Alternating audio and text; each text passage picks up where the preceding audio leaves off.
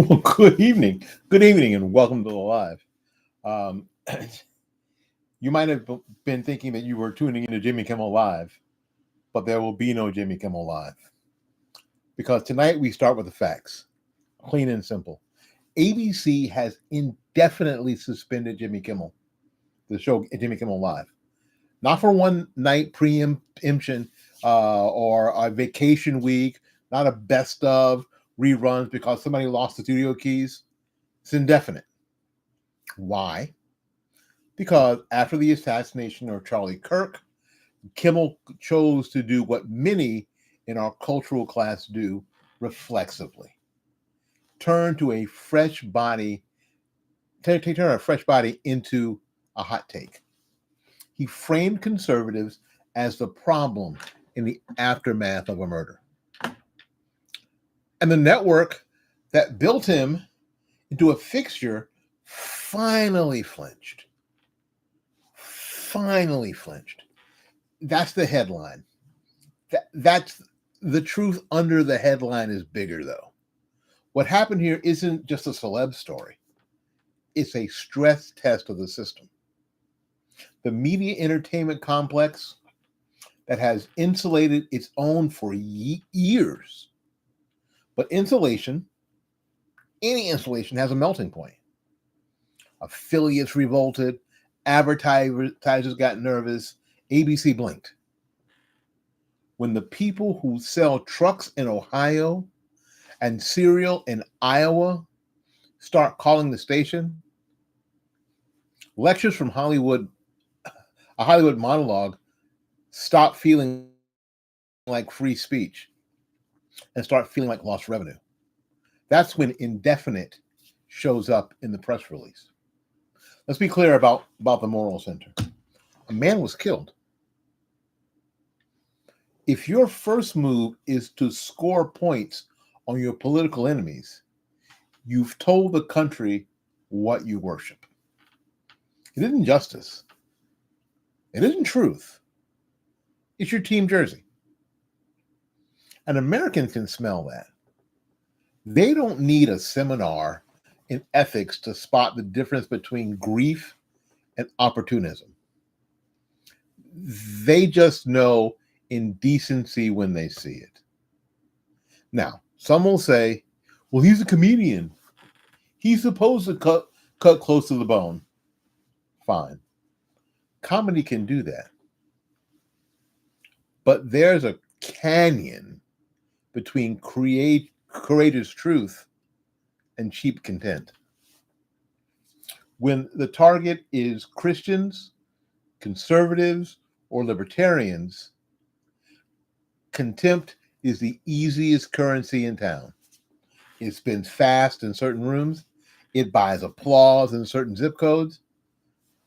But it sells nothing in the heartland, except TV switching to something else. Now, here's a deeper pattern. The reason some voices on the left can't stop themselves is not because they're uniquely wicked or uniquely brave. It's because the echo chamber they live in tells them their contempt is virtuous. In that chamber, mocking the right isn't risky. It's a rite of passage. It seals memberships. It says the line, you say the line, the room nods back. Trump's a fascist. Trump's whatever, right? Faculty lounges, writers' rooms, Slack channels at media companies. It's a self-cleaning oven. Dissent burns off before it can leave a residue. Now, when that's your everyday air, you start to assume America breathes the same oxygen. So you say the quiet part out loud and you expect the crowd to cheer. Then the clip leaves your bubble and suddenly affiliates in Tulsa aren't clapping. A supermarket brand manager in Des Moines isn't clapping. A family that just watched a man die on screen isn't clapping. The echo hits the wall of reality. That's the sound that you hear tonight. Okay, let's widen the lens a little. We've seen versions of this movie before. Big voices push past decency, sponsors pull back, suits look at spreadsheets, and a late night set goes dark. Sometimes it's a timeout and an apology. Sometimes it's a clean swap. The new mug on the same desk. Either way, it's not a free speech issue as much as it is a stewardship issue. Networks steward audiences. Affiliates steward communities. Advertisers steward brands. When talent treats tragedy like a trampoline, those stewards eventually decide they're done providing the bounce. Now, but I want to talk about us, conservatives and Christians, because our response is the part that we can control. If we just mirror the same rage, we forfeit one of our greatest advantages: moral contrast. The contrast is very simple. We don't have to make everything into a scalp hunt. We can insist on standards without becoming censors. We can ask for consistency without demanding the power to silence. So, what does a proper response look like? First, discipline. When they spit, don't spit back. Answer. Answer firmly. Answer factually. Answer with the steadiness of someone who knows truth, doesn't need a tantrum to be heard. Second, accountability. Press companies to apply the rules evenly. If it's wrong to smear and celebrate suffering for one group, then it's wrong for any group. So say so without flinching. Third, building. We don't just want fewer moments like this. We want a better culture.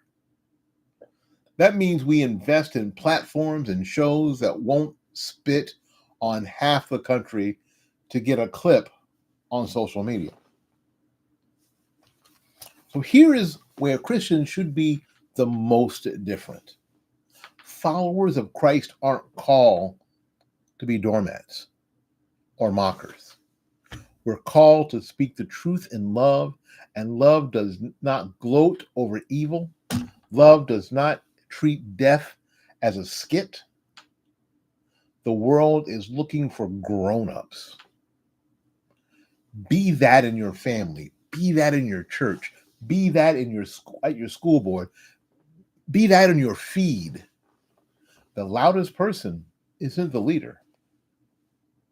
The most disciplined person is. Okay, now back to the echo chamber. You'll hear academics fight over whether the term is perfect, but you don't need a PhD to recognize what happens when a room never hears an honest no. Opinions inflate like hot air balloons and float right off the map. In those rooms, mocking people of faith or people who vote red isn't just tolerated, it's expected. It signals virtue. A cheap shot becomes a voucher for belonging. So the shots keep coming until one of them takes off a toe. Why do institutions tolerate it for so long? Because contempt can be profitable. Well, for a while. Rage clicks, outrage trends, snark has a low production cost and a high share rate. Executives love anything that looks like engagement on the quarterly side. But what looks like engagement online can look like exhaustion in living rooms. People turn away not because they can't handle a joke. It's because they can handle grief, and they don't want to watch it be handled badly. There's also fear. Inside the legacy media, everyone knows which jokes get you promoted and which jokes get you Slack message silence. If you jab at Christianity, you'll be called brave. If you jab at progressive dogma, you'll be you'll be called HR, right? You'll be called HR. It's not a marketplace of ideas. It's a cafeteria with one open line and one closed register. The bill still comes due. So what's the practical fix? It starts with leadership that will lead the room. No, we're not flipping tragedy into content. No, we're not auditioning our disdain for ratings. No, we're not mocking millions of people who keep our lights on. It continues with audiences who reward courage and punish contempt, not with boycotts, but with choices first. Watch the shows that treat you like a citizen, not like a punchline. Support creators who can disagree without dehumanizing. When money moves, management listens. Now, you might hear tonight that this is the right working the refs. That's lazy. The refs are the affiliates and the advertisers who know their towns. They aren't censors. Again, they're stewards. They're telling the league office, we know your people, and your people want this right now. If you've ever run a small business, you understand that in your bones. The mission matters, and so does the customers. Okay, so let's talk tone and timing. There are nights for hard satire. There are also nights you lay the mic down. A public assassination is the latter. And if you're tempted to rush in, ask one question. Am I helping anybody see more clearly? Or am I just building my brand on their pain? If it's the second, back away. Courage isn't the urge to speak. It is the wisdom to know when not to. Now, to those of you who are asking, shouldn't conservatives dish it back? Here's the thing. There's a difference between punching up at power and punching down at grief. When progressives mock Christians, they think they're punching up at a majority culture. When they mock a man's death, they're punching down at humanity. Do not copy that. Do not copy that. When we critique systems, choices, policies, arguments, things people can change. Don't cheer suffering. Don't confuse cruelty with courage. It's not the same thing. Okay. I want to, if I can, I want to address Christians wrestling with anger tonight. I tell you what, producing content this week has been so tough. It's just been hard. I mean, of course, you get the murder on the 10th, and then the 24th anniversary of 9/11 the very next day. Oh, and frankly, I didn't think that Charlie Kirk's assassination would affect me the way it has. I'm like a lot of other people. I was very, very angry. It's hurt. It just pains me deeply. He has a wife and 2 small children. To be murdered that way in front of thousands of people. I was like a lot of people. I was ready to throw my hands up and go, everything we've been doing since 2008 has been crap, and never mind. I'll just watch football on Sunday and, you know, eat some fried chicken from Publix and get fat, and whatever happens, happens. I'll just leave it to you. I'm done. That's where I was. But scripture doesn't tell you to feel nothing. It tells you, be angry, but do not sin. You can be outraged by indecency and still refuse indecency's tools. You can demand justice without demanding a head on a spike. If we believe every person bears the image of God, then even our enemies must be addressed as if that's true, especially when they don't know it. Let me give you a test I use for myself. Before I speak, you've heard this before, right? I have to ask first, is it true? Second, is it necessary that I say something? That's why it's been so hard to create content. Is it proportionate? Is it too much? Is it too little? Fourth, is it kind? If I can't say yes to 3 of those 4, I'm probably not helping, right? Truth without kindness is a hammer without a handle. Kindness without truth is a handle without a head. Either way, nobody builds a house. There's also a tragic reality. The left's rhetorical compulsion isn't just a moral weakness, it's a political liability. Americans are tired. Americans are tired of being called villains for stuff like going to church. They're tired of being called dumb for, wanting a border. Tired of being called cruel for wanting schools to teach math. Every time every time a big platform sneers at those instincts, it buys one more independent voter for the other side. And that's not theory. It's electoral math. We don't need to meet sneer with sneer to win that argument. We need to be sane in public for 15 minutes straight.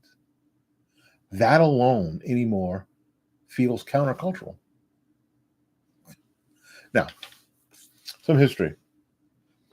When late night crashed into controversy before, the lesson was the same. The room thought it was the country. It wasn't. When portfolios start to wobble, courage suddenly means cut to commercial. If you work in those rooms, you actually care about comedy, about conversation, and about keeping your job. Here's my absolutely free advice. Get out of the monoculture. Put people you disagree with in your writer's room. Take meetings with pastors and small business owners, not just from influencers and the Manhattan publicists. The best material comes from seeing your blind spots before America does. Let me sharpen the mirror for us one more time. We say that we're for free speech. Great. Prove it by not demanding the other side be silenced, even when they're ugly. I have to tell you, free speech, and this is grown people conversation. Free speech is this. Free speech is for speech that you don't like. Right? But push for standards, not bans, but standards. Push for consistency, not revenge. When they cross the line, ask the companies to enforce the line they already claim exists. If they won't, we got to build alternatives and compete. That's harder than trending a hashtag. It's also how adults operate. My first real interview that I did with Andrew Breitbart, he said that what people on the right ought to do is one of these 2 things. They need to buy CNN or buy MSNBC, fire everybody, and then start again, or do exactly what he was doing, building. They were effective. They were building. What about the claim? Well, this is just jokes. Jokes have aims. Great comedy tells truth about human nature. Bad comedy advertises membership in a club. The way you know the difference is whether the joke breaks the powerful spell of pretense or it just breaks people you already despise. Political comedy can be sharp without being small. It can elevate, but it can only do that when the comic respects his audience more than he fears his peers. Okay. We're going to close this first block with a commitment. We're going to model what we've been asking for. Tonight, I'm not here to dunk. I'm not. Dunk who? Somebody who has a national television show, and I'm here on this YouTube live at midnight? Who am I going to dunk? I'm here to draw a line and explain why this line actually matters. We can, as a country, grieve a man's death without turning it into a launch pad. We can hold public figures accountable without pretending we've never said something we regret. We can demand better from networks because we want their shows to die, but not because we want the shows to die, but because we want our culture to live. So here's the ask for you at home. If you're a believer, pray for the family that is mourning. Pray for the hearts that think cruelty is courage. Pray for the courage to be different from what you despise. If you're not a believer, reflect on the kind of public square you actually want your kids to inherit. A square where grief is a moment for unity, or a moment for career advancement, or you already know which one you choose for your family. Is it a time for unity or a time for career advancement? Choose it for your country. As we go on, we're going to go a little bit deeper on the echo chamber mechanics, how it forms, how it binds, and how it breaks. And then we're going to lay out a practical step-by-step playbook for conservatives and Christians to respond with strength and clarity without becoming what we're fighting. Hang on and stay with me for a little bit. All right, folks. It's midnight. I'm drinking coffee at midnight here on the East Coast. Insane, right? But you know what's insane? Buying coffee and drinking coffee from people who don't share your values. So I am now an affiliate partner with 7 Weeks Coffee, 7weekscoffee.com.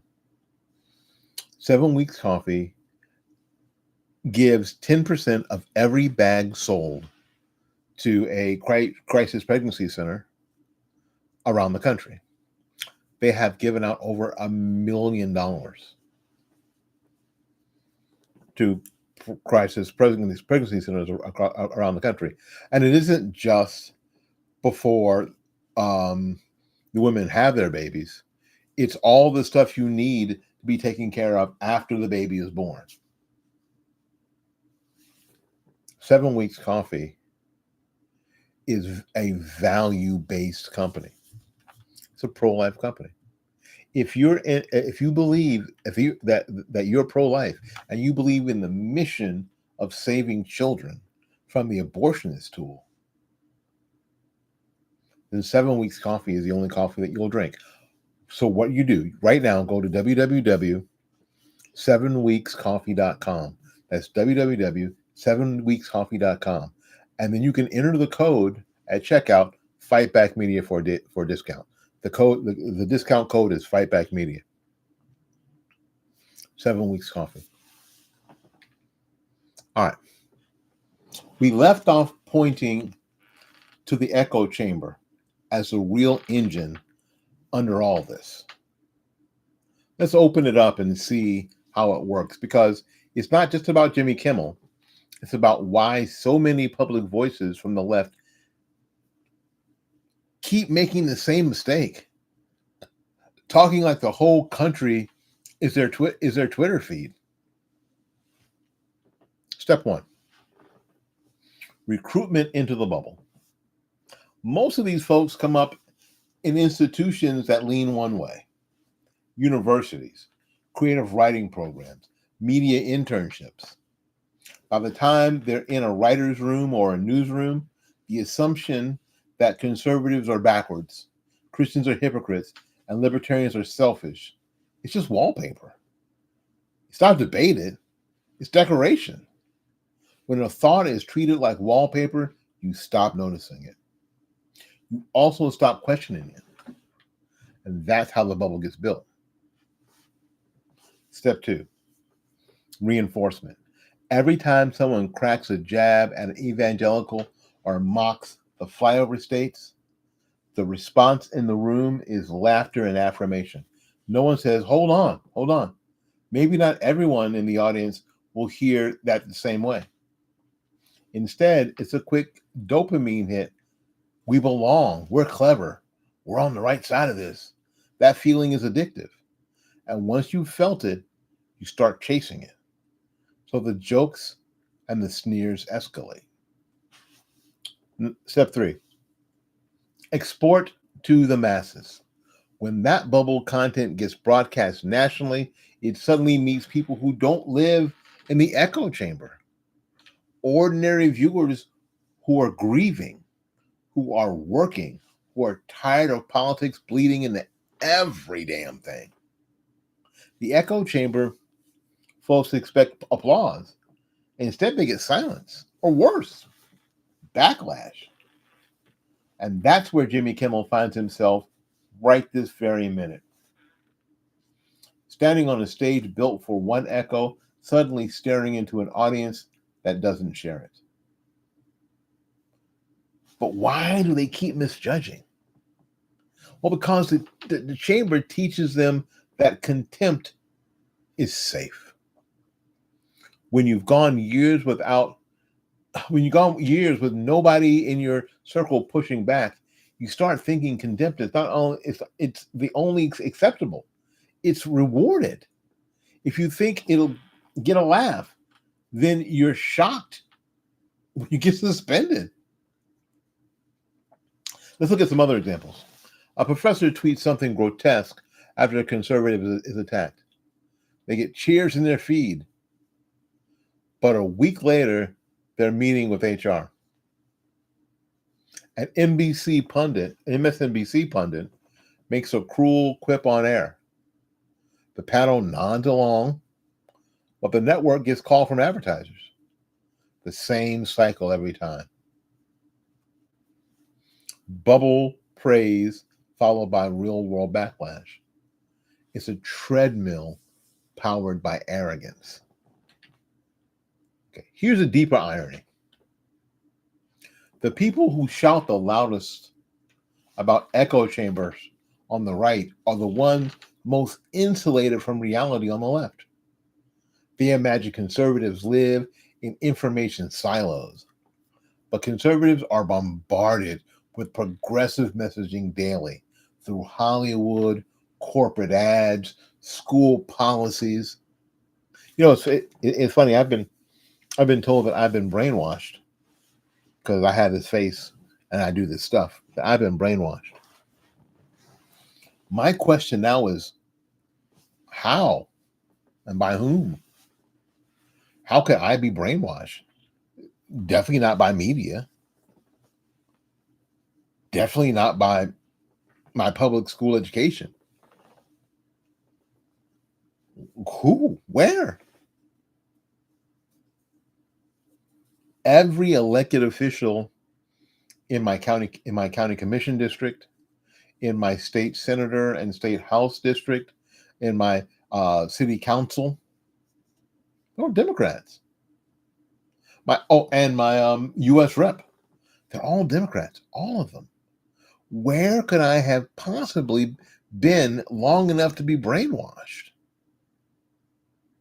By big tech, by Facebook, by YouTube? YouTube taking down 3-year-old videos about me doing a story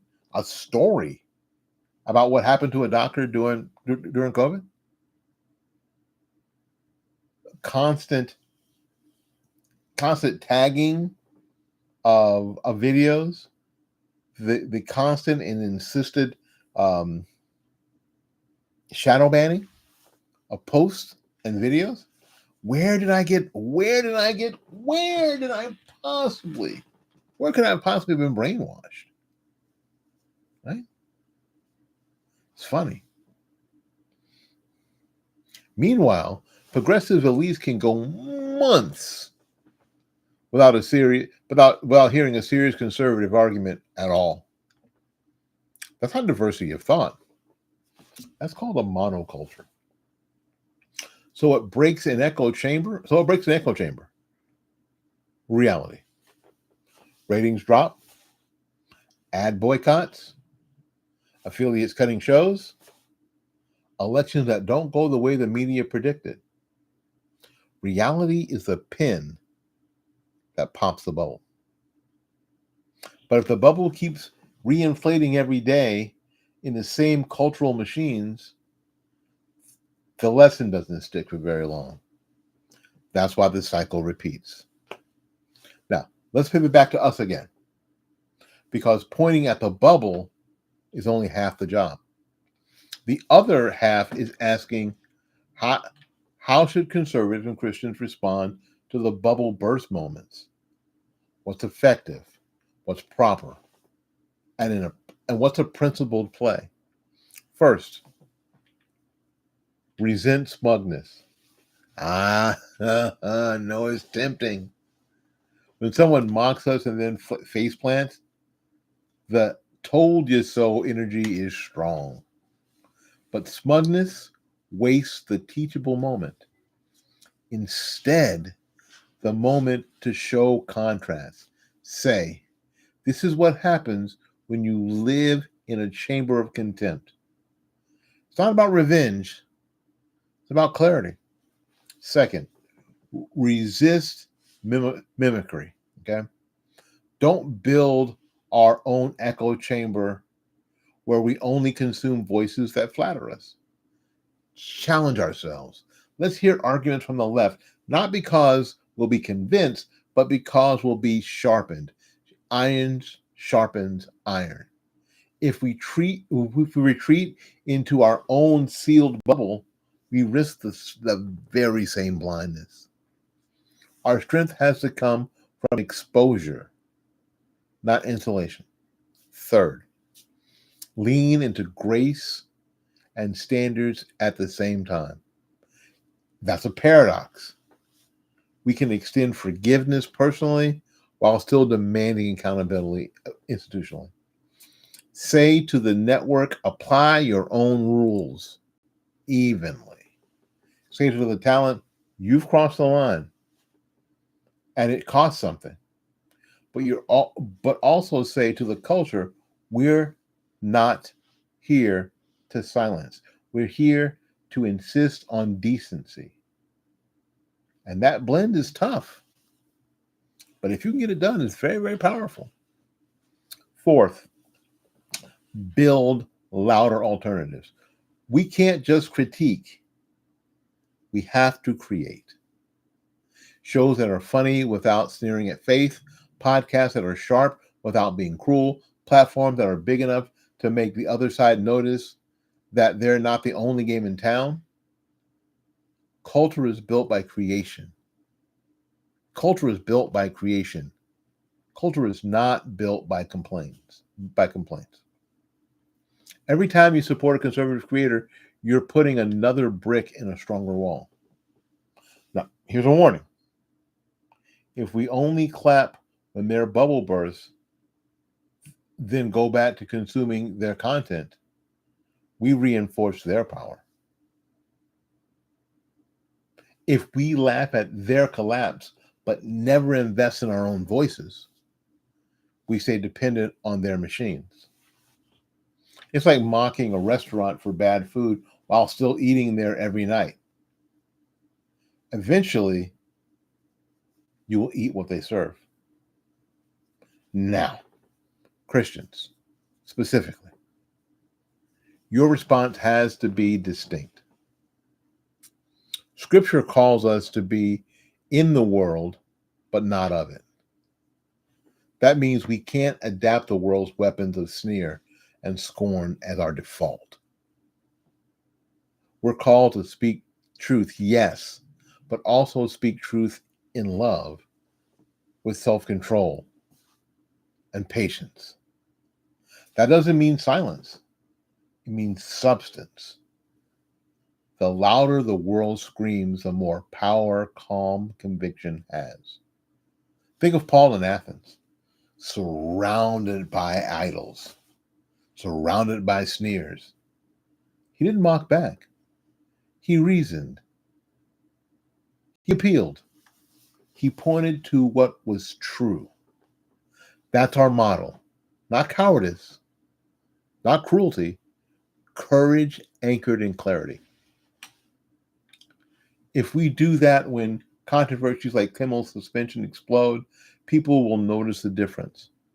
Some will still mock, but others will wonder why our tone is different, why our response doesn't sound like the same old echo chamber. Okay, if I may, I like to present a modern parable. Imagine two houses. One is loud neon, filled with laughter that mocks everyone outside.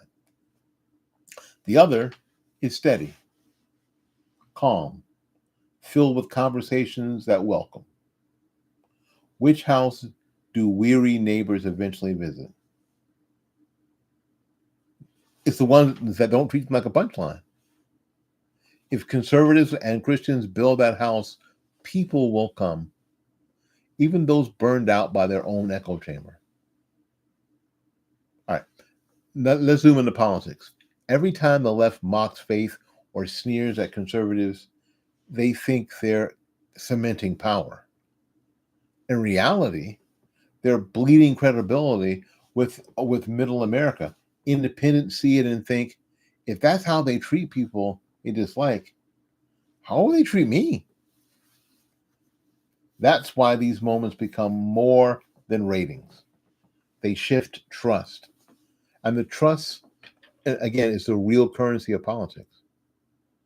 So tonight, as we consider Kimmel's indefinite suspension, remember, it's not about one show. It's about the wider culture of contempt, the echo chamber that breeds it, and the chance that we have to model something better. That's not soft. That's strategic. That's how the movement grows, not by just winning arguments, but by winning respect. All righty. It isn't just that you would support a program, a show, or platform. I think it's important that we support businesses, again, that share our values. And one of the other businesses that shares our values is Bloomingdale's Flower Shop. Bloomingdale's Flower Shop, www.bloomingdays.com, run by my friend Christine Vasconcello and her dad. Call him Pops. Pops is great. And the thing about Bloomingdale's Flower Shop, it is unabashedly conservative and unabashedly Christian. It's not 1-900-Flowers or www.flowers.com. It's bloomingdays.com, where you get to talk to the owner.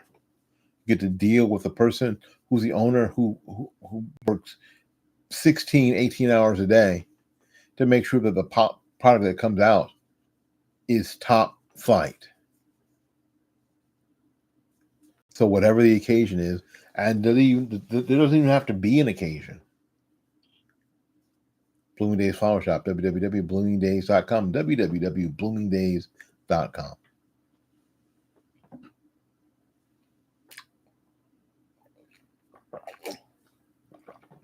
Welcome back, everybody. All right. We have walked through the fact of Jimmy Kimmel's suspension. We've explored the reflexive contempt that drives so many public voices on the left. We've cracked open the echo chamber that blinds them to reality. Now it's time to land this plane with two things that a look back at history for perspective. It's so important. And look forward to a playbook for how conservatives and Christians should respond effectively, consistently, and without losing ourselves. We're going to talk about the history. This isn't the first time late night culture has run into a brick wall of reality. Now, Bill Maher, back in 2001, after the attacks of 9/11, he called America cowardly from striking from the skies. Advertisers, they got the hell up out. ABC canceled Politically Incorrect. That decision wasn't about silencing dissent. It was about sponsors and affiliates saying you've crossed the line and the people who pay the bills won't stand for it. Out of that vacuum, ABC built Jimmy Kimmel Live. The irony is rich. The very slot that Bill Maher lost, or what's his name? Bill Maher? Whatever. I forget how I pronounce his name. Lost for reckless words is a slot that Kimmel now risks the very same thing. Keith Olbermann, remember him? Sports dude. Another lesson. In 2010, MSNBC suspended him indefinitely for making undisclosed political donations. The suspension lasted for 4 days. Why? Because ratings and brand identity outweighed discipline. The network calculated it needed him more than it needed consistency. That's how indefinite can sometimes mean, yeah, I'll see you Monday. Megyn Kelly's fall at NBC is another cautionary tale. In 2018, she mused aloud about blackface costumes in a way that many found dismissive. The backlash was immediate. NBC tried to frame it as a, quote, discussion, but advertisers smelled blood. And within days, her show was gone. She was gone. That's how indefinite can sometimes mean permanent. These case studies that show indefinite is not a calendar term, it's a holding pattern. The network waits. If it gauges affiliates' revolts, advertisers' panic, and the public appetite, and then decides wrist slap, soft exit, or hard slap. Which path Kimmel walks depends on ABC's internal policies and more on the more than on the checks and balances of the market. All right, now the playbook. How do conservatives and Christians respond to this moment? Here are 10 steps. Practical, principled 10 steps. Step 1. Lead with facts. Do not exaggerate. Do not misquote. Say exactly what Kimmel said. Why was it offensive?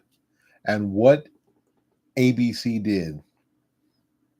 Truth is strong enough. Stretching it only weakens us. Step 2. Do what we've done here. Remind people that this isn't about one host. It's about a cultural reflex. Turn tragedy into mockery. If it can be aimed rightward, show the receipts. Professors, pundits, bureaucrats, connect the dots without hysteria. Number 3, frame the echo chamber. Explain how the bubble forms, explain why it misleads, help ordinary viewers see that what sounds normal in a normal writer's room sounds grotesque in a Michigan living room. Education builds allies. Number 4, insist on standards. Do not call for censorship, call for consistency. If one group deserves respect, then all the groups deserve respect. If one tragedy is off limits for mockery, then all tragedies should be. Demand equal rules and not special treatments.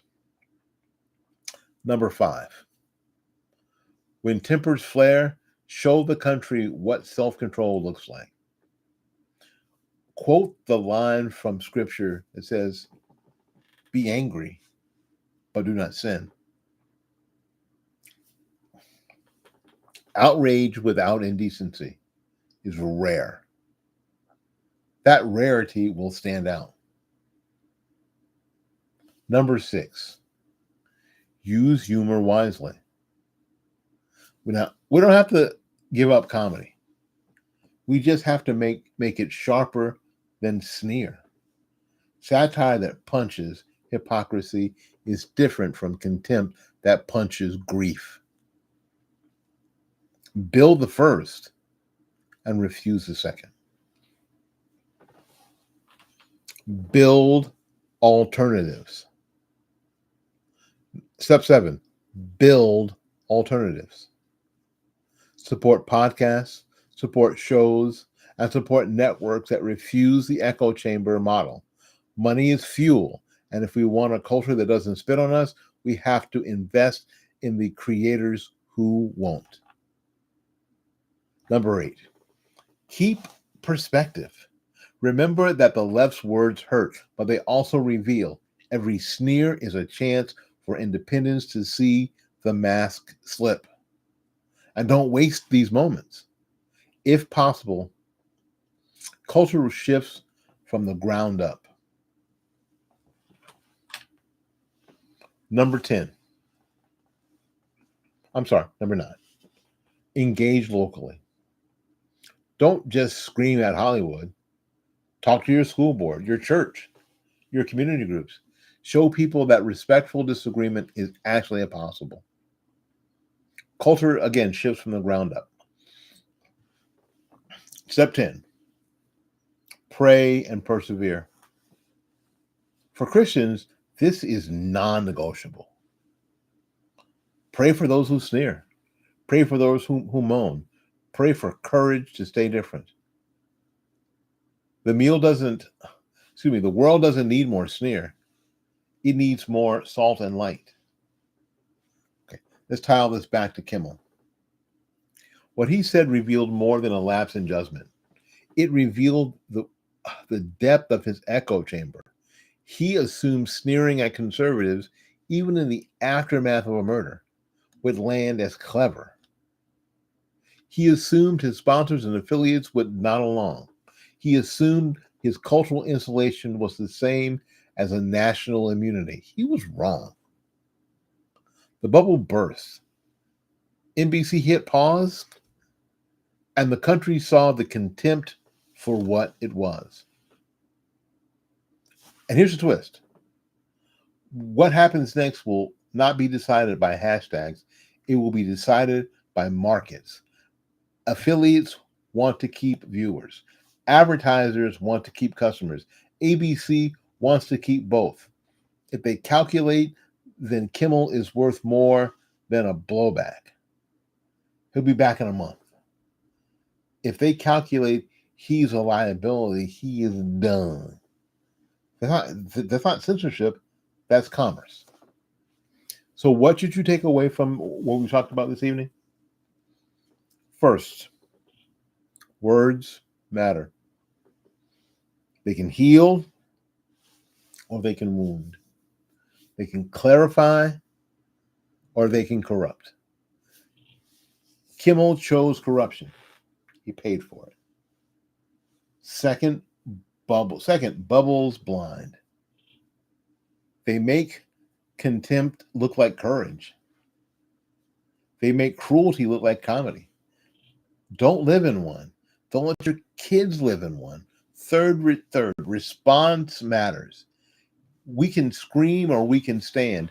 We can mirror the sneer or we can model the difference. The choice is ultimately ours. Here's some closing reflections. Think about how many Americans watched this story unfold and thought, finally a line was drawn. They may not be conservative. They may not even be Christians, but they know indecency when they see it. This is our chance to show them that one side treats tragedy as a punchline and the other treats it as a moment to stand for dignity. Tonight, I'll leave you with this. Cultures don't collapse because comedians make bad jokes. They collapse when people stop holding lines. They collapse when the leaders stop telling the truth. They collapse when contempt is normalized and decency is mocked. But cultures also rebuild when ordinary people decide enough is enough. When they speak with clarity, act with restraint, and live with courage. ABC may or may not be bringing Jimmy Kimmel Live back. It's their choice. But we get to choose something far bigger. How we respond, how we build, and how we lead. My country is that we don't settle for sneering back. My hope is that that we show the country that there's a better way. That's how cultures change. That's how truth wins. Okay, thanks for staying with me this evening. Tomorrow, we'll be back tomorrow with more stuff.